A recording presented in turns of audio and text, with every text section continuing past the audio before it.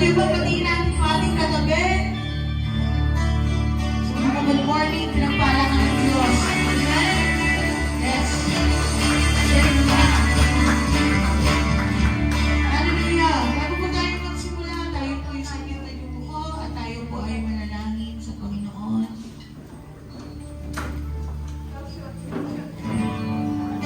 Sige po. O purihin ka, sambahin ka, O Diyos. Luwalhatiin ang iyong kabanal-banal ang pangalan. Ikaw po ay aming iginagalang sa umagang ito, Panginoon. Ikaw po ay aming ina-acknowledge ang iyong presensya sa amin po sa kalagitnaan ng lugar nito, Panginoon. Salamat po, Ama, sa panibagong buhay na inyo pong kaloob sa aming lahat. Sa pag-iingat mo sa amin, pagdilat pa lamang ng aming mga mata, Panginoon, na magdamala namin ang iyong labis-labis sa pagmamahal sa amin, Panginoon. Labis-labis na kabutihan mo, labis-labis na awa, habag at awa mo sa aming Panginoon. Maraming pong salamat sa buhay ng bawat isa na narito at maging sa mga kapatiran pa po namin na naghahanda or on the way, Panginoon, on their way, Panginoon, papunta dito sa church. I pray na kayo po mag-ingat sa kanila. Puspusin niyo po kami ng iyong banal na Espiritu sa umagang ito, Panginoon. At sa aming kalagitnaan, wala pong ibang maitaas. Maluwalhati ka, Panginoon. Maging ang aming tagapagdala sa mensahe sa umagang ito. Panginoon, itago niyo po siya sa inyong likuran, Panginoon. At ikaw po ang mag-iwanag sa buhay niya, Panginoon. Lord, naniniwala kami na marami kang gagawin sa aming kalagitnaan at meron kang purpose, oh God, sa aming mga buhay. Salamat po, Panginoon, sa kasagutan sa lahat ng aming mga tanong, mga katugunan sa aming mga panalangin, Panginoon. Purihin ka, sabayin ka, sa pangalan ni Jesus. Amen! Amen!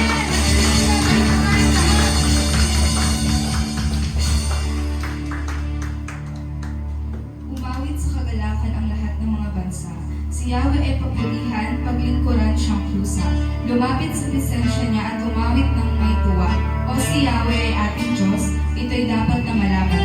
Tayo'y Kanya, Kanyang lahat, tayong lahat na nilala. Lahat tayo'y bayan niya, kabilang sa Kanyang awa. Pumasok sa Kanyang templo na ang puso'y nagdiriwang, umaawit ng pupuri sa loob ng dakong banal.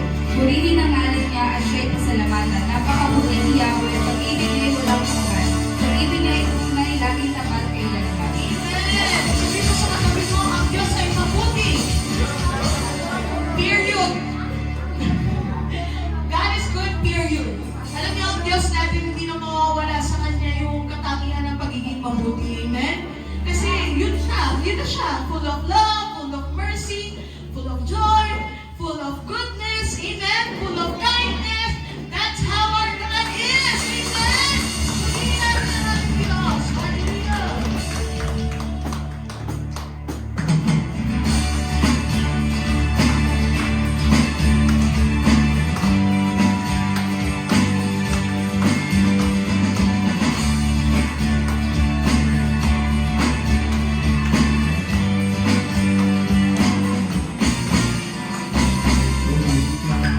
Ikaw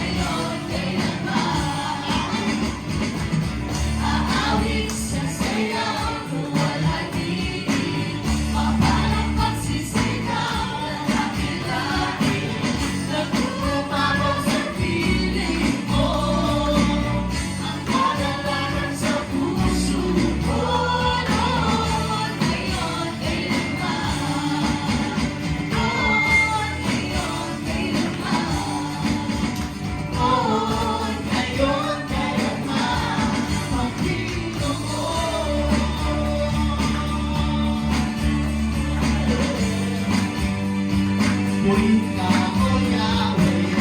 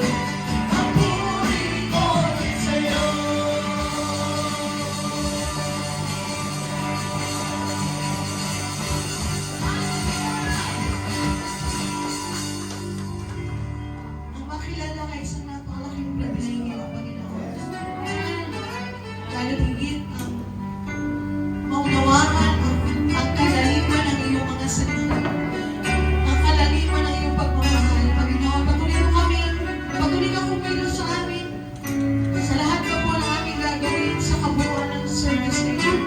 Ikaw lamang ang maluwalhati aming Panginoong Jesus. Amen. So, dako na po tayo sa ating pong text sa yan, sabi po sa Leviticus chapter 27 verse 36. Every tithe of the land, whether of the seed of the land or the fruit of the trees, is the Lord's. It is holy to the Lord. So sabi po dito, ang bawat tithe na ating pong na meron po tayo sa trabaho man po ito, ano man po yung ating pong kabuhayan. Ito po ay para sa ating Panginoon. So kapag po tayo ay nagbibigay, we are giving to God a portion of what He has given us. Dahil po dito, ino-honor po natin siya at ina-acknowledge natin na lahat ng meron tayo ay galing sa Kanya. Amen po ba? Amen. But tithing is more than just a duty. So hindi lang po duty or dahil kailangan yung pagtatides natin para po matulungan yung ating iglesia. Ito rin po ay act ng ating pong pananampalataya sa ating pong Panginoon. When we trust God enough to give generously, we are sowing seed of blessing that will one day lead a harvest. So, I encourage po yung bawat isa sa atin na mag-tithe po tayo faithfully and cheerfully. Ibigay po natin yung nararapat para po sa ating Panginoon. Knowing that your giving is making a difference in the lives of others and in the kingdom of God. So, may we always remember that when we give to the church, we are investing eternity. So, sa ating pong pagbibigay, meron po tayong maliit na sobre sa ating pong, maliit na papel sa loob po ng ating sobre. So, ina-encourage po ang bawat isa na ilagay po ninyo kung ang ibibigay niyo po ay tithes and offering, para po ma-categorize po natin kung para saan po ito niyo po ibibigay. Yan, sige po tayo po manalangin. Aming Diyos, aming Panginoon, maraming salamat po sa umagang ito na ito po pinagkaloob sa amin. Salamat po sa patuloy na pagre-remind sa aming Panginoon ng kahalagahan po, Panginoon, ng tithes and offering, Lord God, na kung saan, Panginoon, makakatulong din po ito sa aming iglesia. At the same time, Panginoon, makakapagbigay kami ng kalwalhatian, karangalan sa iyong pangalan, Panginoon. Salamat, Panginoon, sa patuloy na pagtutulong sa aming anak, patuloy na magtiwala sa iyo, Panginoon, at patuloy na manindigan, Panginoon, sa iyo, Panginoon, dahil alam po namin, Panginoon, na ang provision, ikaw lamang ang source ng aming provision, Panginoon. Kaya sa iyo po namin ipinagkakatiwala, ano man po ang aming kaloob at handog ngayon po umaga dito, Panginoon. Ikaw ang siyang malakil at maluwalhati sa lahat sa pangalan ni Jesus. Good morning. Ang ating po tagapagsalita ngayon ay kapatid ko, no? Kuya ko. Alam niyo na kung bakit ako gwapo, may pinapuputan. May mas ka pala ito eh. Ha? May mas. Oo nga, may So, praise the Lord. Actually, nakakatuwa yung aming journey kasi sa pamilya namin, kaming dalawa ni Kuya ang naunang nakakilala kay Lord. Sa grupo po ng mga Protestant Church, no? Sa UCCP. May nag-invite sa kuya ko, in-invite din ako. And then, that was 1979. And then, 1980, na-meet naman ng mga magulang ko, ang mga pastor ng Conservative Baptist, at nagsama-sama na kami. Then, nag-aaral ako sa Bible School, nag-asawa, sumunod siya, nag-aaral sa Bible School. At salamat sa Diyos, ngayon, dalawa na kami pastor sa aking pamilya. At ang daddy ko ay naging missionary pastor din. Kung saan ay nagpindot siya ng mga ilang taon din sa Puerto Galera. Yan, sa Mindoro. Kaya ngayon, salamat sa Diyos at mahirap itong ma-invite. Marami din siyang kaabalahan sa kanyang pang-araw-araw ng buhay. Pero salamat sa Panginoon dahil napaulakan ako ng kuya ko. Walang iba kundi si Pastor Kuya Raymond Manalo. Palakpakan natin ang aking Parang album copy. Good morning, everyone. So, yung kwento ng May konting mali eh. Actually, ama siya, yung journey namin dalawa, na kami parehas na naging pastor. Actually, dapat magpapari ako eh. Dapat naka-abito ko ngayon. Yan. Kasi gusto ko magpari noon. Yung uncle ko kasi na sa seminary, na ninong ko rin. No? Sabi ko magpapari ako. Kaya kasi gusto ko maging mabait. Hindi ako nakikipagkaibigan sa lalaki nung araw. Puro babae lang. Hindi dahil sa ano ako. Kundi dahil sa ayaw ko nga eh. Gusto ko nga maging maayos yung takbo ng buhay ko. Magpapari ako. Nalaman ng nanay ko. Sabi, ano na lang, mag-attend ka na lang ng Bible study. May mga kaibigan sila na teacher naman ng mga kapatid ko. Mga kadyente, right? No? Mga kadyente. Sila, mga UCCP, tama. Doon kami napunta. Tapos doon ako nakakilala sa Panginoon. Then, eventually, yung mga magulang ko nakakilala naman sa Baptist. Hanggang sa sumama na rin kami sa kanila. Ang ganda ng conversion kasi yung Word of God, itong tinanggap namin, para talaga siyang seed na itinatanim sa puso. At hindi namin na-experience na nung kami po ay nag-aaral ng Biblia, very excited kami na tinatanggap namin yon every Friday na dadating yung aming pastor. Lagi kami may banana cube. Lagi may banana cube. May banana cube. Tapos yung isa naming ate doon na parang nanay na rin namin, ayaw makinig nung una hanggang sa napapakinggan niya. Ba't hanggang sa na-convert na rin siya. Ganun tumakbo yun. Tapos yung kapatid ko, siya yung unang nag-decide na magpastor. Nagkasakit kasi yan eh. Ayan. So, nagpastor siya. Tapos sumunod ako sa kanya. Hindi ko alam kung nung nasa Bible school ako, hindi ko alam kung tinawag ba ako ng Panginoon o hindi. Kasi sabi ng nanay ko, mag-aral ka doon kasi gusto niya kasi nasabihin ko ba? Ano yun? Sige na, Narito na rin lang ako ngayon. Kasi gusto niya makipag-break ako dun sa Love life pala. Oo, love life. Tapos sabi niya, sige mag-aral ko dun sa Bible school. Yan. Pinapunta ako sa PMI. Hindi ko alam na magpapastor pala doon. Kaya hindi ko rin alam kung yung pala yung way ng Panginoon para makita ko yung calling niya. Until now, hanggang sa naging kami dalawa ng kapatid ko ay naging manggagawa ng ating Panginoon. So, that is the short story na hanggang ngayon, nag-struggle din. Dumaan kami sa mga struggle sa buhay. Ayan, pero dahil sa ang Panginoon ay tinawag kami. So, wala kang choice hindi sumunod sa ating Panginoon. So, it's my privilege, no? It's my pleasure also na magsalita sa inyo ngayon. At natutuwa ko dahil nakita ko kayo, nakaharap ko kayo ngayong umagang ito. Ayan. My significant half is not with me ngayong umagang ito kasi ay nalagaan niya yung apo ko at nibo, sayang, hindi mo kasama sa anan. Plano talagang kasama yun yung wife ko. Kaya sabi, nibo yung apo ko kaya hindi nakasama. Anyway, so tayo po ay manalangin. Aming Panginoon, at this point of time, we are about to study your word. May it be that the power of the Holy Spirit, the illumination of the Holy Spirit be with us. Bigyan mo kami, Panginoon, ng aral. Ikaw ang maging teacher namin ngayong umagang ito so that we may learn your word. Samahan mo kami sa aming pakikinig. Turuan mo kami, Panginoon. Ito po ang dalangin namin sa pangalan ng aming Panginoon Jesus. Amen. Amen.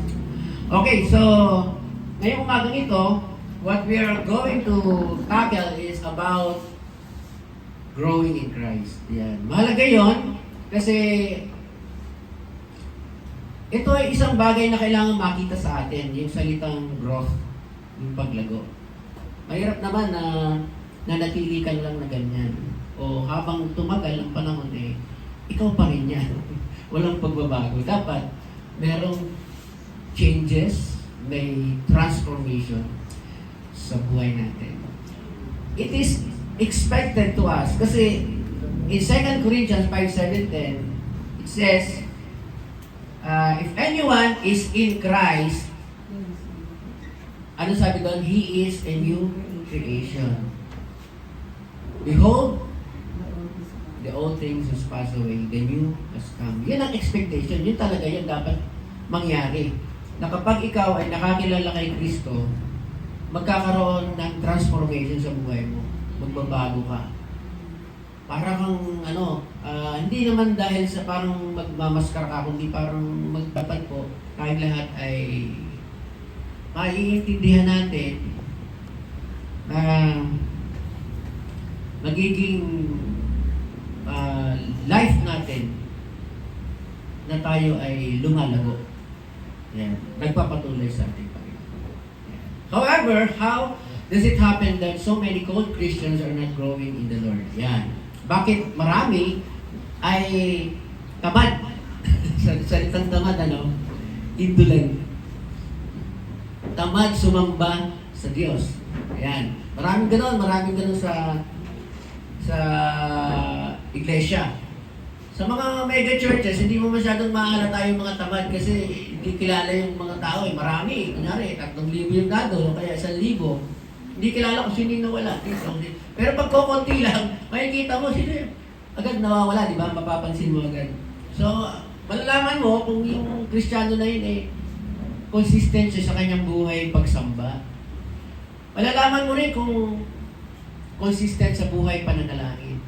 Kaya pag oras na ng pananalangin, sa 100% ng gawain ng pagsamba, mga ilang percent lang yung dadating para magsama-sama sa pananalangin. Lagi natin sinasabi, ang kapangyarihan ay nasa panalangin, pero konti lang yung gustong lumuhod, konti lang yung gustong makipagdiig sa ating Panginoon. Kaya nga, kahit ang Panginoon nagreklamo sa kanyang mga alagad, sabi niya, humihira, di ba kayo pwedeng makipanalangin sa akin kahit konting oras lang? Kasi kasama nga nila ang Panginoon, pero tulog naman sila. Nasa malayo, di ba? At ang Panginoon ay naando na nakikipagdiig sa Panginoon. Kaya, mahalaga yung panalangin, pero maraming Christian o maraming sagsabing believer, pero hindi nila gusto na laging umaten. No? Alam niyo, nung kabataan namin ni Sonari, nung nasa sa Baptist Church, masipag kaming manalangin. Hindi ko alam kung tuwing Wednesday yun, ganyan. Tapos meron pa kami mga memory verse na ginagawa. Every time na kami ay punta sa prayer meeting, may dala kami memory verse.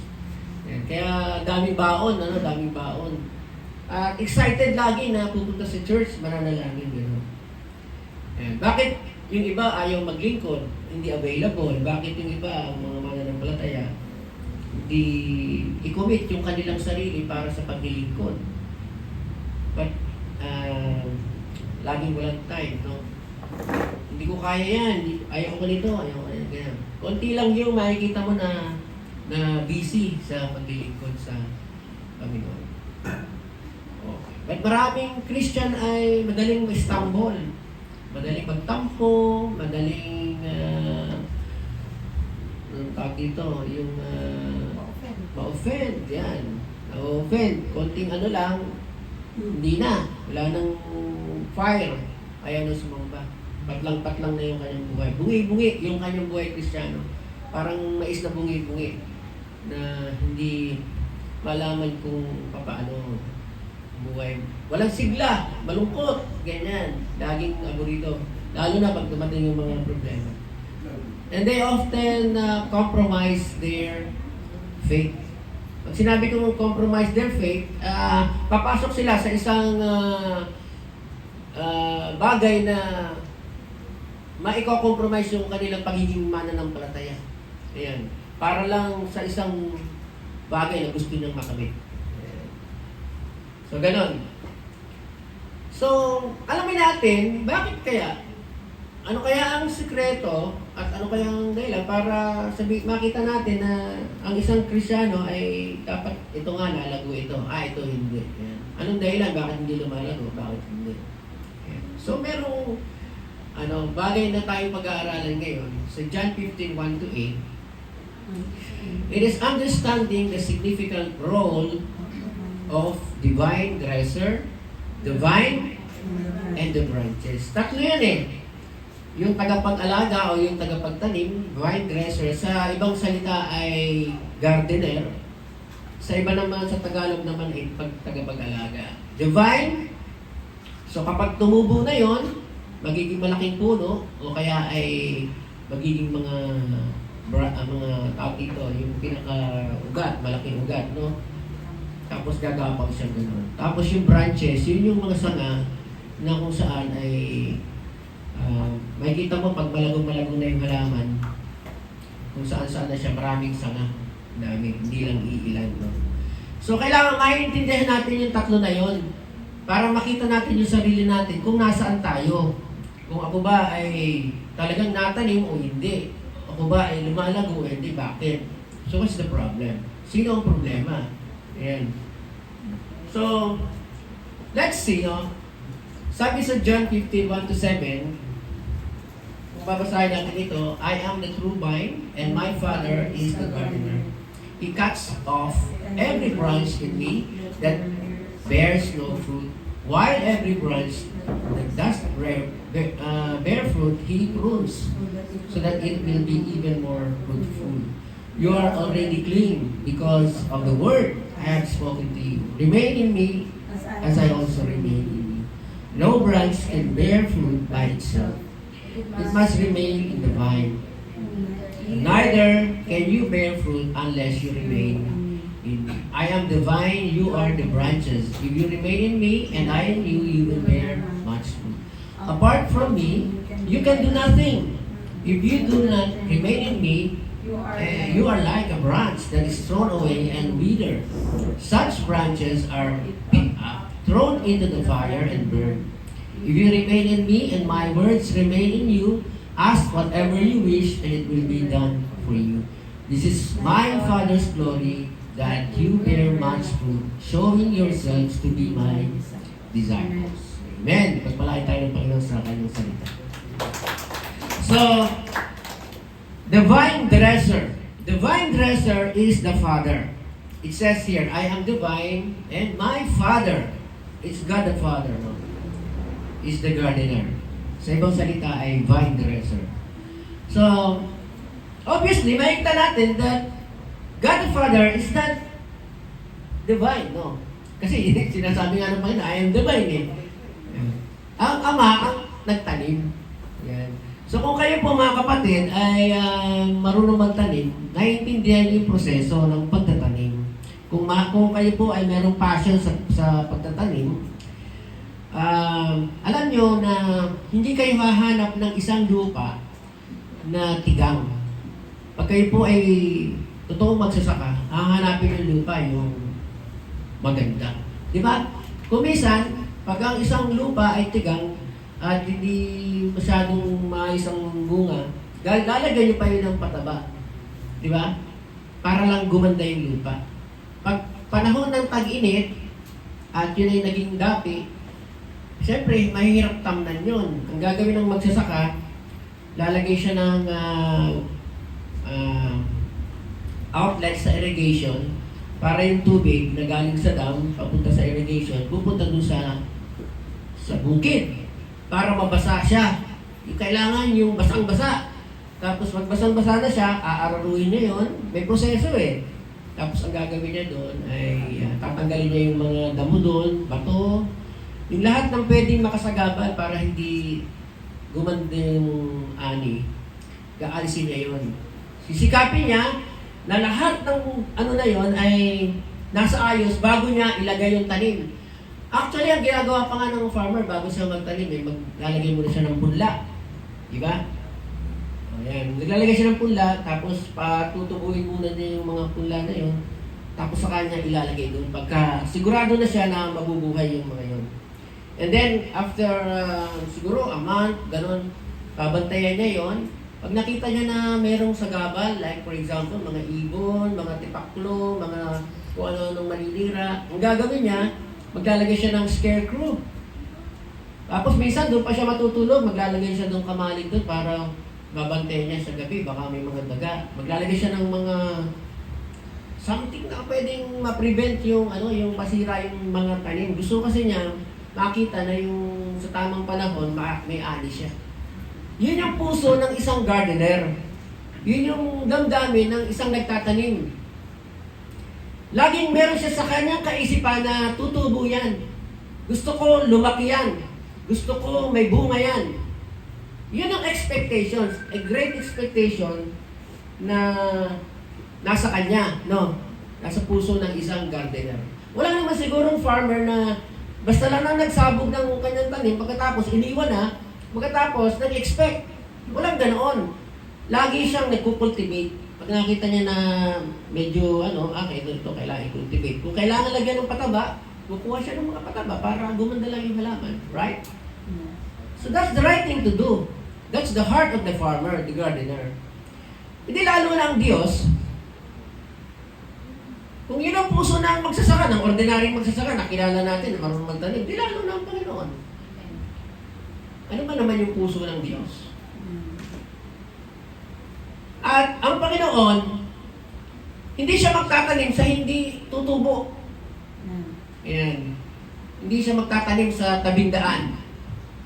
Natutukain lang ng ibon. Meron daw natapon na lalaglag. Siguro, bit-bit niya yung mga seed, lalaglag. Yun ang illustration ng Panginoon. It's only a parable. Nalaglag sa tabing daan, tinuka ng ibon. Hindi tumubo, nasayang. May mga taong gano'n na nakinig ng salita, hindi inintindi. Baliwala yung salita ng Panginoon, tinuka ng ibon. Tapos merong nalaglag sa batuhan. Meron ba namang tamang isip na alam mong matigas yun, hindi naman yung mag-uugat doon, ilatanin mo ron. That's ridiculous, di ba? Hindi yan isang bagay na tama. So, lalaglag sa batuhan, yun. Walang pasada, biglang namatay, hindi nag-ugat. O kaya, yung tinikan, yung daming tinik, doon ka magtatanim, that's impossible. That's unbelievable. Kaya ang gagawin ng isang magsasaka, hanap siya talaga ng good seed, ng good soil. Ayan. Doon siya magtatanim. That's the proper way to do. And God, the Father, the gardener, is the one who plant you and me. Siya yung nagtanim sa iyo at sa akin. Kaya tayo magkakasama. Kaya ka nakakilala sa Panginoon, kaya ka ngayon nakikinig ng salita ng Panginoon.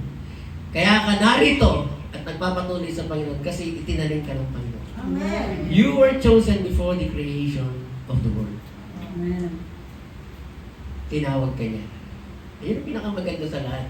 Na mature mo, masigurado mo na you were chosen before the creation of the world. Alam niyo, pag nagbabible study ako, yun lagi yung, bago ako pumasok dun sa isang topic, yun lagi yung gusto kong tanungin sa kanila. Sigurado ka ba na tinanggap mo ang Panginoon? Are you sure that your name was written in the book of life? Pag hindi nila nasagot yun, babalikan ko uli yung turo. Nagpapaunawa ako.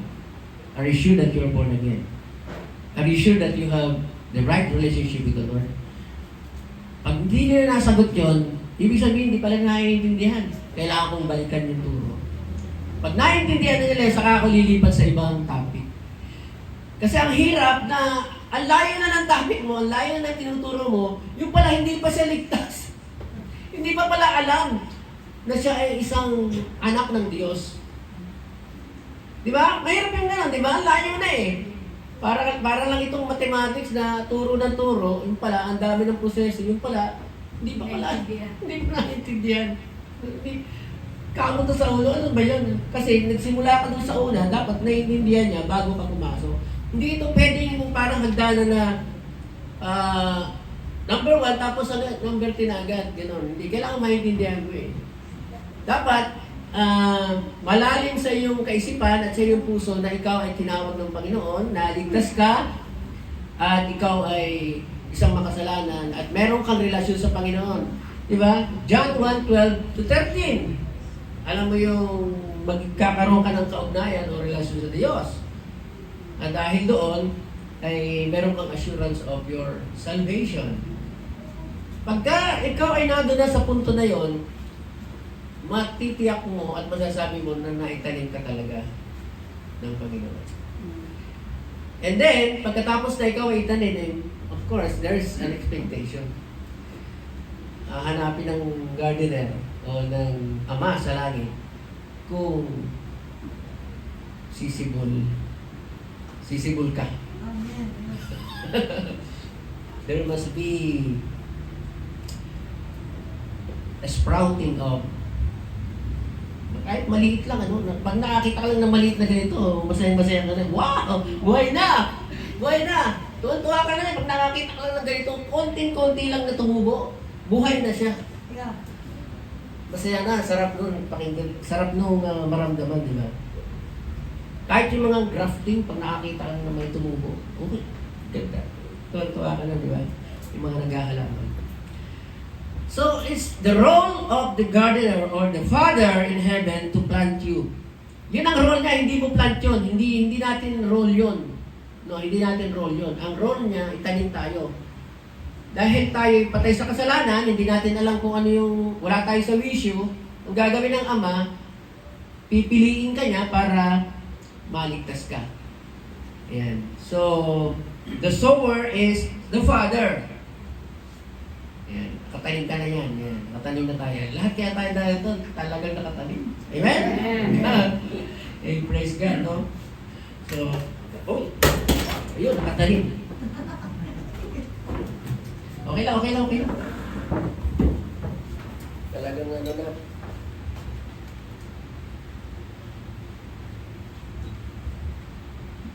Disable na.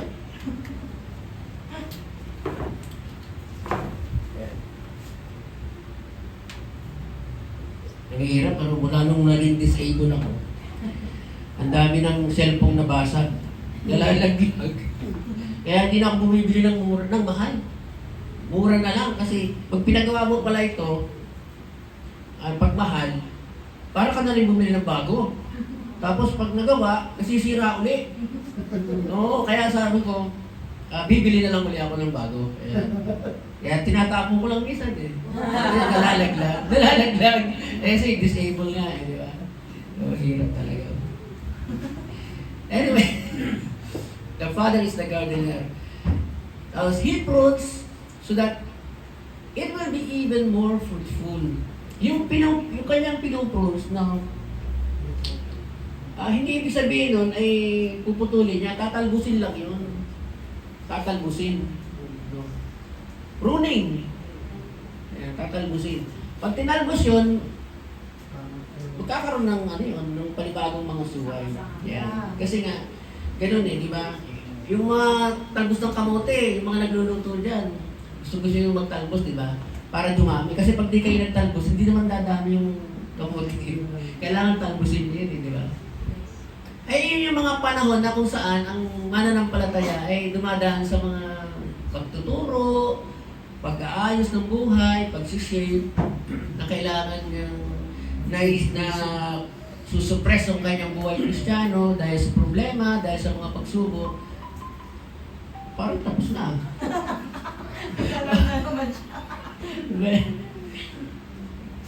Paano ito? Number 1 pa. Then, isi-shape na ng Panginoon. Iko-cultivate ka niya. So, kasi ang gardener, siya yung tagapag-alaga eh. So, he will the one to cultivate you. Di ba? Siya yung mag-alaga sa iyo. Alam niya kung ikaw ay nasa alanganin, kung mamamatay ka. Diligin ka niya, lalagyan ka ng fertilizer, tapos i-cultivate niya para makabawi ka. Kasi yung buhay Kristiyano, minsan ups and down, ganyan, maghihina ka, tapos biglang lalakas. Dahil ang Panginoon nga ay nag-ano sa'yo, nag-aalaga eh. Ayan. So yun yung kanyang role. Kasi mag-expect siya ng fruit. Ayan. Pagka pinabayaan ka na niya, hindi na siya mag-expect ng fruit. Kaya talagang trabaho niya yun, alagaan ka. Ayan. So it's the Father's glory na makita niya na tayo ay merong fruit. Kaya hindi dapat magbunga. Kasi it's about His glory to see that we are bearing fruit. Okay. So, the vine. So, the vine is the Lord Jesus Christ. Dahil sinabi niya mismo, I am the vine. So, yeah, na-claim niya yun sa kanyang sarili, I am the vine. At yung vine, yun yung dinadaluyan ng lahat ng nutrients, lahat ng kailangan para isupply doon sa mga branches. Di ba? Sa kanya dumadaloy, no? Sa kanya nanggagaling lahat ng kailangan para sa mga branches. Pag wala ng supply, yun, mamamatay yun. Di ba? Kaya pag halimbawa, kaya kagaya nitong kamay ko, na wala ng supply ng dugo, namatay. Buti na lang hindi yung kamay ko talagang pag nawala ng supply, itong katawan natin, mamamatay. Yung pag ikaw ay diabetic, ayan, nawala ng supply yung paa mo ng dugo, magkakaroon ng blister, tapos hindi na siya gagaling. Wala ng dugo eh. So, there's no supply anymore. So, it's the same thing. Na ang Panginoong Jesucristo, because He is the vine, at sa Kanya galing lahat ng kailangan natin para mabuhay, para tumatag, para lumakas, para lumago. Amen. Yan. Siya yon. Hindi ikaw. Amen. Siya. Yes. Yan. So kapag ikaw po ay aware doon, babasahin mo ang salita ng Panginoon. Amen. Dahil narito lahat ng nutrients, narito lahat ng kailangan mo sa Panginoong Jesucristo. Amen. Pero kung i-disregard mo to at itatabi mo lang sa bahay mo, hindi ka makikinig, yung pagkakataon mo na lang makinig sa church, lumalabas ka pa, di lalo hindi na natuto. Ito na lang pagkakataon mo makinig, pero mas inumuna mo pa yung cellphone mo. Lalong, parang you're ignoring the Word of God. Because Jesus is the Word. At siya yung kailangan natin para lumakas, para lumago. I am the bread of life, sabi ng Panginoon. I am the living water. I am the good shepherd. Lahat yun, sinasabi niya yun. Sabi niya, come unto me, no? And I will give you rest. Di ba hindi kanya tinataboy? Lagi papunta sa kanya. I know my sheep, and my sheep know me. Yung relationship na yun, di ba?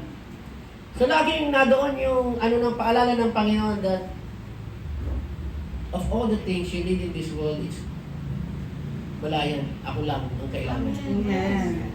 Para makatawid ka sa problema mo, para malampasan mo yung pinagdadaanan mo, para makaahon ka sa kasalanan mo, ako yun. The Lord Jesus, the vine. Kaya, malaki yung role ng vine, no? Nandyan siya, hindi siya nagkukulang eh. Hindi naman siya sufficient ang kanyang binibigay sa atin para matanggap natin. So, pagdating sa nagtanim, walang pagkukulang. Diyos yun eh. Pagdating sa source ng kailangan natin para mabuhay bilang sa spiritual life, wala ding pagkukulang kasi it's the Lord Jesus. There's no question on it. Huwag natin sabihin na ikaw ay nawala sa Panginoon dahil sa vine or dahil sa gardener. Dahil hindi ka inalagaan o dahil kulang ang kinain mo o kulang yung sustansyang napunta sa iyo. Huwag mo sabihin ikaw ay nawala dahil sa ang problema ay ang nagtanim at ang source. It's impossible. It cannot be. Kasi pag sinabi natin ganon, parang parang sila na yung dependent sa iyo. Parang dapat ikaw pala yung source, ano. Kaya, sabi dito, I am the vine, Tapos sabi niya, you are already clean. Kaya ito talaga, itong salita ng Panginoon, ang kailangan natin para lumago. Amen. Because of the word I have spoken to you. Yung pagtuturo niya, Amen. kaya lagi siyang nagtuturo nung narito siya sa lupa, kung saan siya pumupunta, nagtuturo lagi siya. Yes. At lagi siyang merong mga iniiwang mga bagay na kailangan natin sa spiritual life natin. No? Kaya itong 7 churches sa Revelation, makapansin nyo, may mga paalala ang ating Panginoon dito. Pero yung kanyang pagtuturo, ang last word na sinasabi niya doon sa mga 7 churches, he who has an ear, let him hear. Ang may pandinig ay makinig. Kasi hindi sapat na parang nadinig mo lang, pero wala lang, hindi. Kailangan kung nadinig mo, naunawaan mo, naintindihan mo, natanggap mo. Yan. Parang kumain tayo ng gulay. Alam mo yung sustansya ng ampalaya, natanggap mo yun pag kinain mo yun. Hindi mo lang siya parang nadyan lang siya. Nanaalam mo lang na ampalaya. Ang sarap yung ampalaya, pero ayaw mo naman kainin. Di ba? Ang sarap niya ng itlog, ayaw mo naman tikman. So wala din bisa. So, ang nutrients, ang kailangan natin, ang vitamins, everything that you need for your spiritual life to grow is in the Lord Jesus. Amen. Walang question doon. Kaya, merong expectation sa iyo na ikaw ay lumago. So, sabi ni Christ, I am the vine. Apart from me, you can do nothing. Amen. Tama yun. Wala kang magagawa kung lalayo ka pa kay Kristo. Ayan. Sa halip na lumapit ka, lumayo ka pa. Alam niyo, nakakatawa. Dahil merong laging nag-iingi ng request sa akin panalangin, sabi niya. So, pwede ba yung panalangin nung magkatrabaho? Sabi ko, sige, papanalangin natin. Pero, baka lumayo ka sa Panginoon. Ay, hindi po, pastor. Kaya nga humingi po ako ng trabaho eh. Nung nagkatrabaho, wala nga sa Panginoon. Sabi ko, pagka ikaw hihingi ng trabaho, yung trabaho hingin mo, yung magpapalapit sa Panginoon, hindi magpapalayo. Amen. Huwag kang humingi ng trabaho na binigyan ka nga ng trabaho, lumayo ka pa. Oh, kasi pastor may pasok kasi kami kung Sunday. Iyan na nga halingin na lang natin na mawala ka ng trabaho. Para bumalik ka sa Panginoon. Diba? Baligtad eh. Mali yung di ba?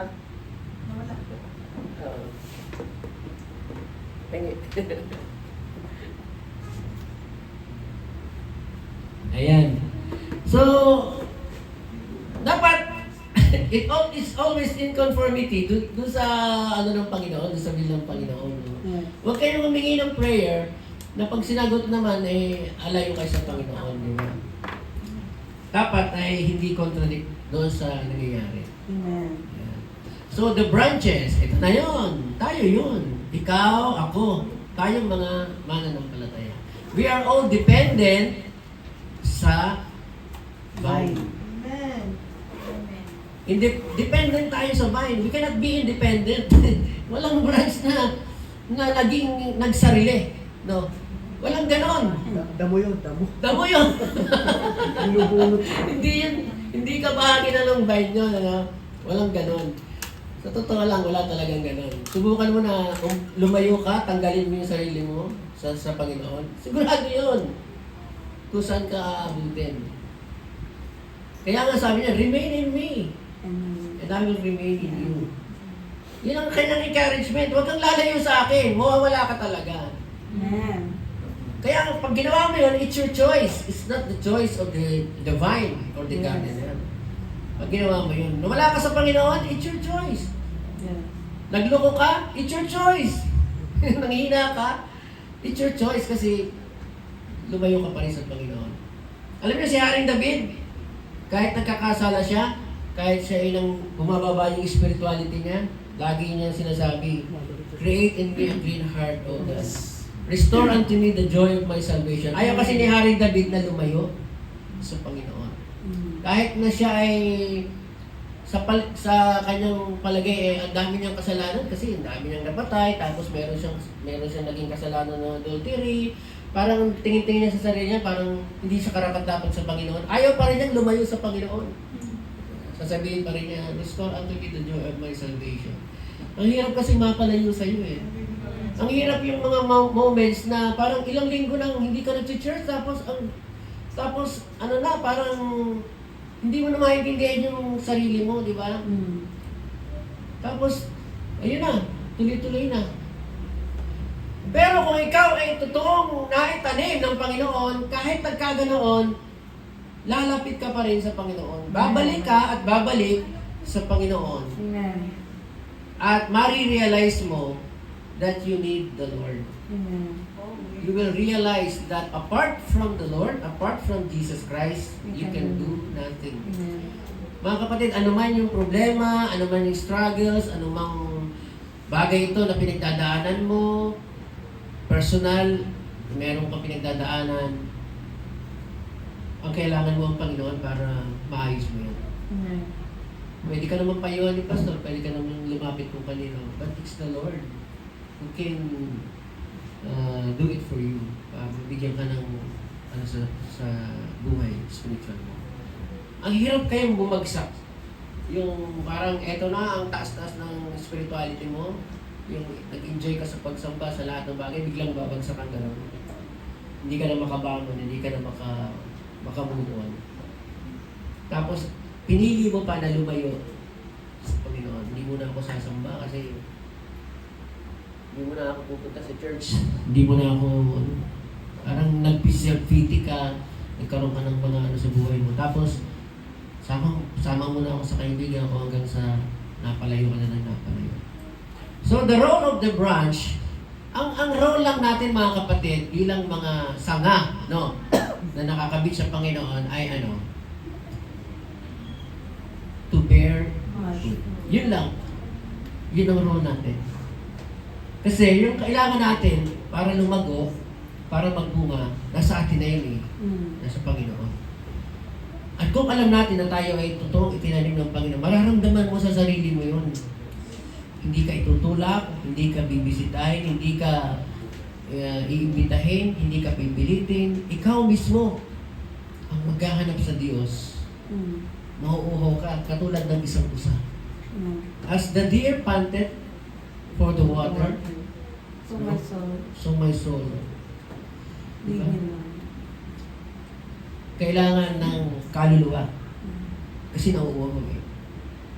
Yan. Alam niyo yung usa? Merong usa na na ang kanyang sungay, hindi lang ganon. Yan. Merong mga usa na ang sungay sanga-sanga din. Ganon. Yeah. Yung sungay na sanga-sanga. Pag nauhaw yan, mga kapatid, pag nauhaw ang pusa, pag nakakita siya ng batis, hindi niya alintana. Talagang aalin niya yung tubig na yon, kahit magkandabali-bali pa yung kanyang sungay, makainom lang. Ganyan siya, Tayo po, pagka uhaw na uhaw ka sa Panginoon, hindi mo alintana kahit bagyo. O kahit na anumang pinagdadaanan mo sa buhay, mananalangin ka, sasamba ka, maglilingkod ka, gagawa ka para sa Panginoon. Para ma-restore ang isigla mo. We are all dependent sa ating Panginoon. Yes. Tapos ang ganda naman ng pangako ng Panginoon, sabi niya, ask whatever you wish, and it will be done for you. Ayun, pinakata.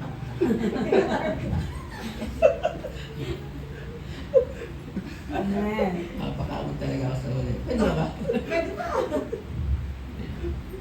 Nasa pangako na tayo dito. Puputulin mo.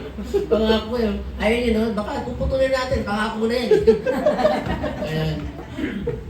Ang ganda naman ang pinangako ng Panginoon eh. Huwag kang lumayo sa Kanya. Lahat ng kailangan mo ipagkakaloob niya.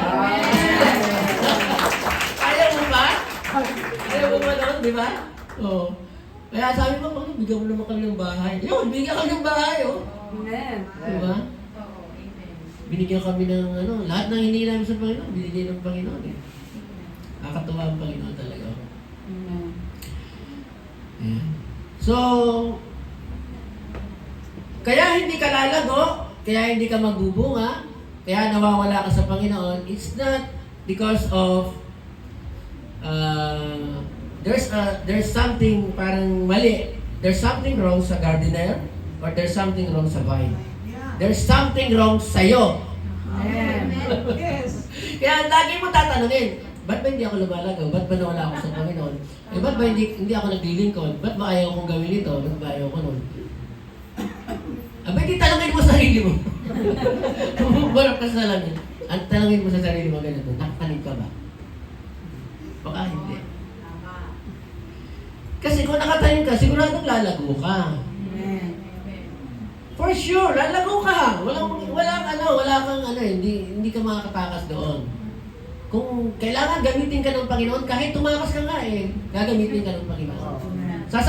Kukuhanin ka niya para gamitin ka niya. Ano man yung struggle mo sa buhay, malalagpasan mo yun para magamit ka niya. Kasi may purpose ang Panginoon kung bakit tinawag ka. Amen. Yung pagkatanim sa'yo, tama. Kaya lumalago ka, kaya kahit dumadaan ka sa mga pagsubok, nagagamit ka pa rin niya. Nakakabalik ka sa dati. Amen. Di ba? Ganun yan. Hindi pwedeng i-question natin na ang magiging question dyan kung nakatanim ka o hindi. Kasi kung hindi ka nakatanim, wala nang question. Talagang hindi ka lalago. Amen. Talagang hindi ka magbubunga. Wala ka ugat eh. Di ba? Kung ikaw hindi nakatanim, wala talaga ugat yun. What do you expect? And even the Lord will not expect to you. Kasi hindi ka naman niya pinili. No? Wow. You were chosen before the creation of the world. Kung sino man sinasabi doon, kung sino man yun, sabi sa Epeso, you were chosen before the creation of the world. Those people na pinili ng Panginoon, sila yung mga ginagamit na ngayon, sila yung mga nagiging daan para ma-establish ang isang iglesia, para magampanan yung evangelism, lahat ng yon, mga pinili ng Panginoon yan. Amen. Alam niyo yung 12 apostles na pinili ng Panginoon, 12 lang yun eh. Ba't kaya hindi siya pumili ng 50? Sa pagay niyo, bakit kaya 12 lang pinili ng Panginoon, hindi 20? Hindi ba na ginawang 15? Kukunti di ba? Ang pinagagawa niya, ang laki Ang pinagagawa niya, preach the gospel of all nation. Ang laki ng kanyang mission, pero ang pinili lang niya, 12, ang titigas pa ng ulo. Yung mga pinili niya. Tumakas pa yung isa, nag-deny pa yung isa tinatwa pa siya. Tapos yung iba doon, mga yung isa doon iba, mga rebelde yung iba doon Iba, tax collector. Iba-ibang klase ng pinagsama-sama niya yung mga hindi magkaintindihan, yung mga hindi magkakasundo. Yun ang pinagsama-sama niya, tapos sasabihin niya, love one another.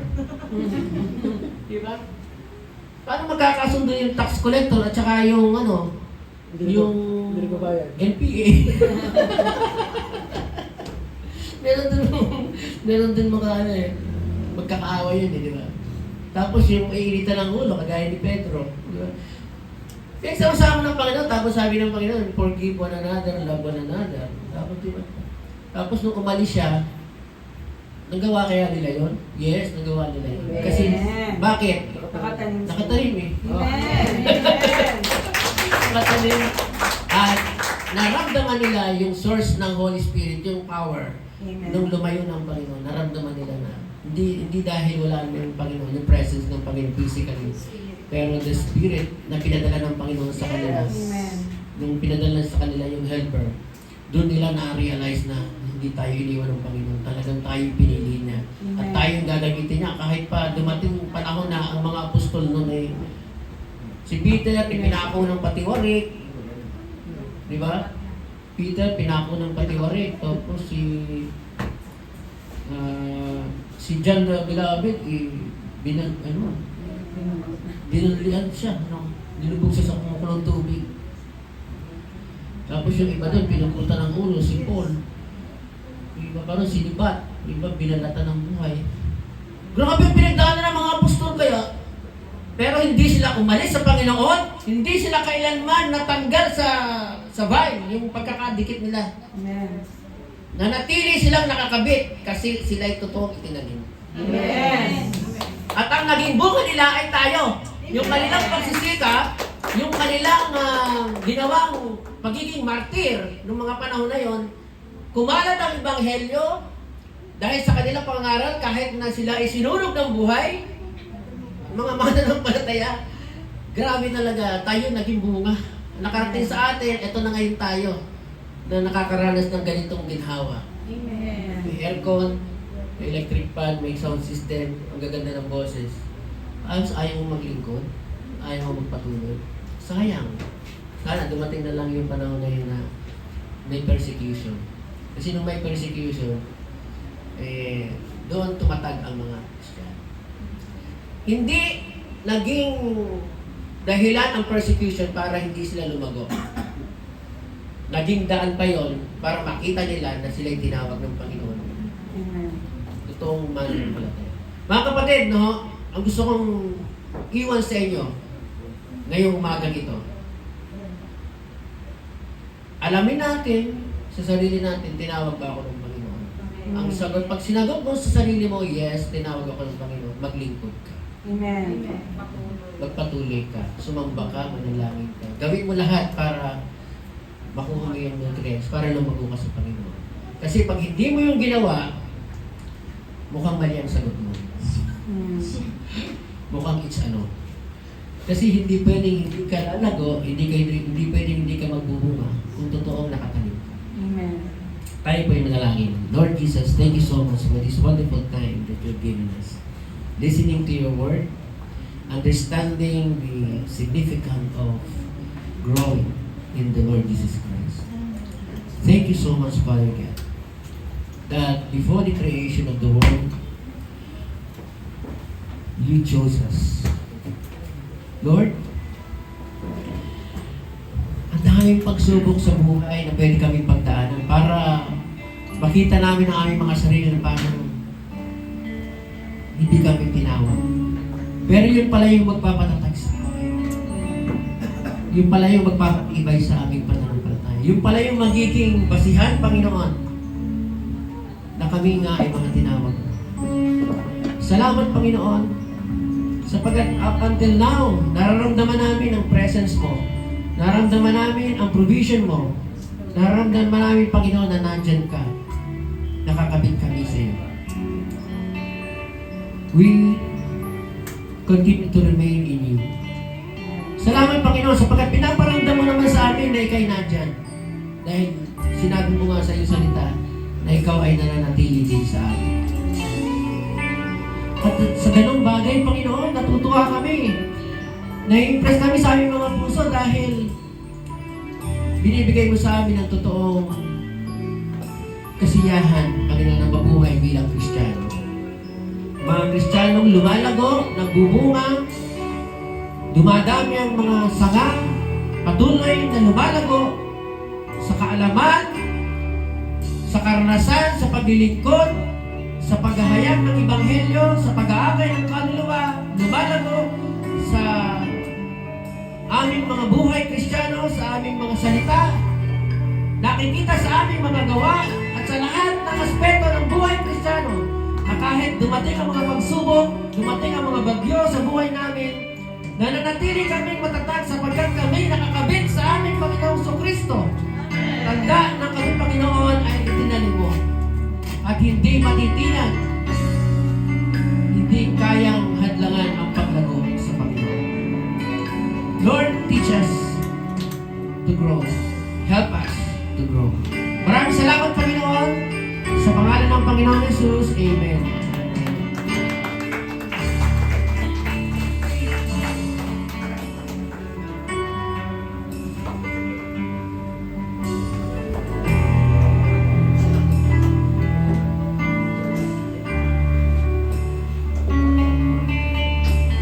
Salamat po sa magandang mensahe. Ito po yung dahilan kung bakit every time and then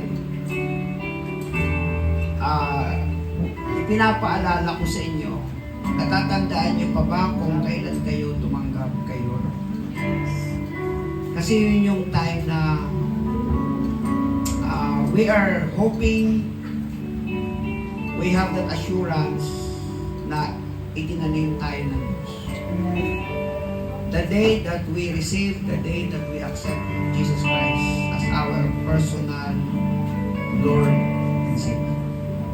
Kaya sabi ko sa inyo, ilagay nyo kahit sa Bible, isulat nyo para hindi nyo nalilimutan.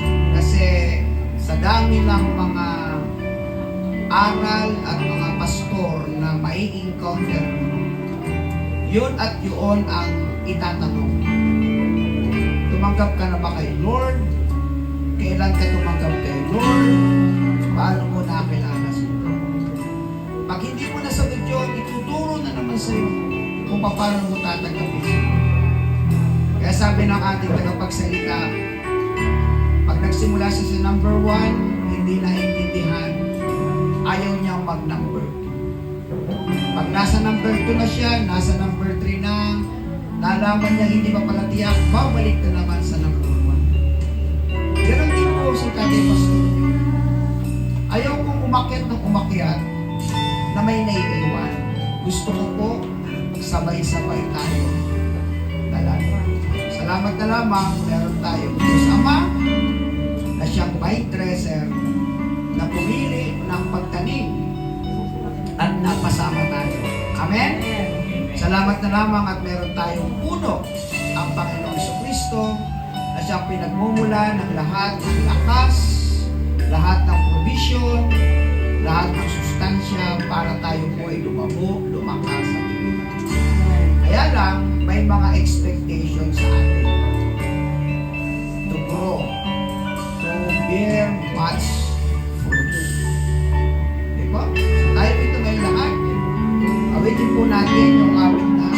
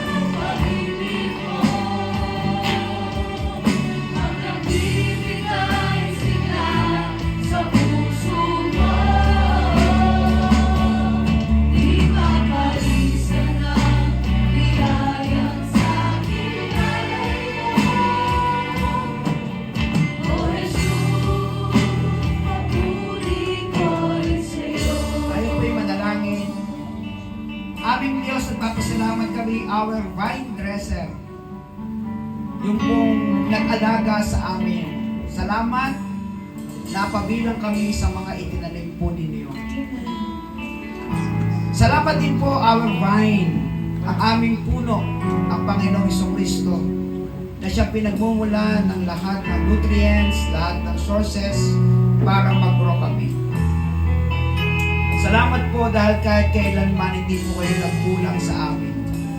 Patuloy nyo kami inaalagaan, patuloy nyo isinusupply ang lahat ng aming pangangailangan. Inaamin po namin na nasa amin na ang pagkukulang kung bakit kami ay lumalayo, nanghihina, tinatamad, nawawalan ng sigilan. Pero salamat po, ang iyo ay iyo. Kapag po kami ay nasa iyo na, salamat dahil sa anumang kaparaanan, sinisika po ninyo kami ay matuto, madisiplina, ipruning kung kinakailangan, hanggang lumago at muling bumalik sa iyo at manatili sa puno na patuloy na aalagaan ng aming Panginoong Diyos Ama. Salamat po, Panginoon, sapagkat kami ay pinagsama-sama niyo sa oras na ito. Kami na iyong itinanim sa mabuting lupa. Kami na iyong inaasahan na magbubunga at lalago at maglilingkod sa iyo. Narito kami, O Diyos, sa tulong at biyaya po ninyo, sa mga mensaheng palaging magpapaalala at magpapaalala po sa amin. At tagpuin niyo po kami sa bawat araw at sa bawat pag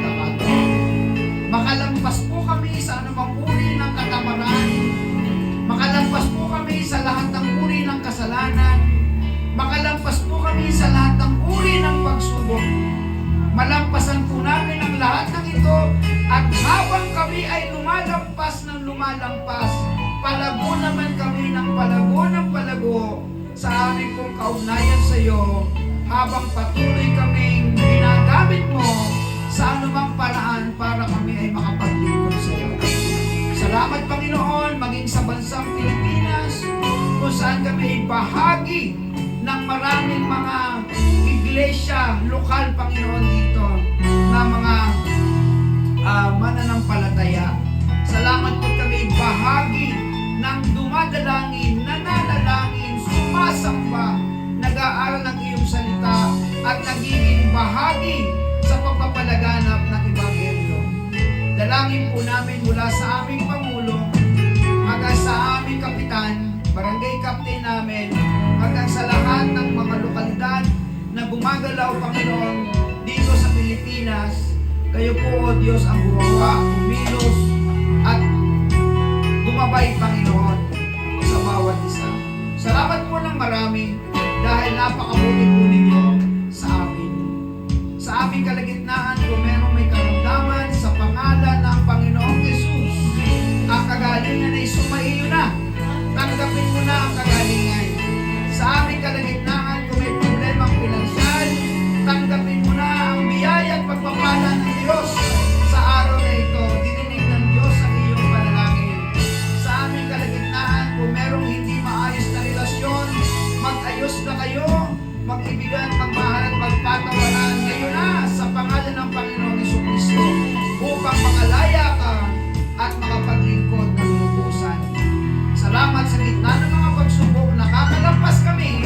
Sa gitna ng kabiluan, nagkakaroon kami ng pag-asa. Sa gitna ng paghihinang, nagkakaroon kami ng kalakasan. Dahil sa iyo, aming Panginoon Diyos Ama. Dahil sa iyo, aming Panginoong Jesucristo. Dahil sa iyo, aming Espiritu Santo gumagalaw sa aming pong kaligtasan. Pinapupurihan ka namin. Itinataas po namin ang iyong pangalan. Niluluwalhati ka namin sa pangalan ng Ama at ng